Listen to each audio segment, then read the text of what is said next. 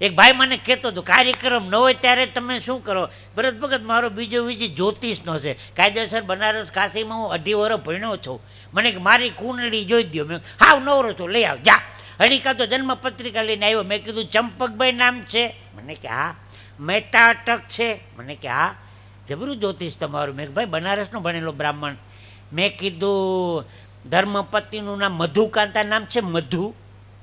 મારી વાલી મધુ શું છે આ બધું? આખો દી તને લવ કરું કે 10 વીઘાના ઘઉં કરું? મને કે મધુ જ નામ છે. મેં કીધું સંતાનમાં 2 દીકરી ને 2 દીકરા? મને કે હા. મોટી 2 દીકરીઓ, નાના 2 દીકરા. એ ખબર પડી ગઈ. ભાઈ બનારસનો ભણેલો બ્રાહ્મણ. મેં કીધું દીકરીનું નામ નૂતન અને વર્ષા? મને કે હા. દીકરાનું નામ અભિ અને નંદન? નૂતન વર્ષાભિનંદન? મને કે હા. મેં કીધું ગે શનિવારે 10 કિલો ઘઉં અને 2 કિલો ખાંડ લેવો તો? ગે શનિવારે 10 કિલો ઘઉં ને 2 કિલો ખાંડ. મને એ ખબર પડી કે મેં કીધું આ રેશનિંગ કાર્ડ છે. ભાઈ ભાઈ હવે આવ ને તે જન્મ કુંડળી લેતો આવજે કાકા.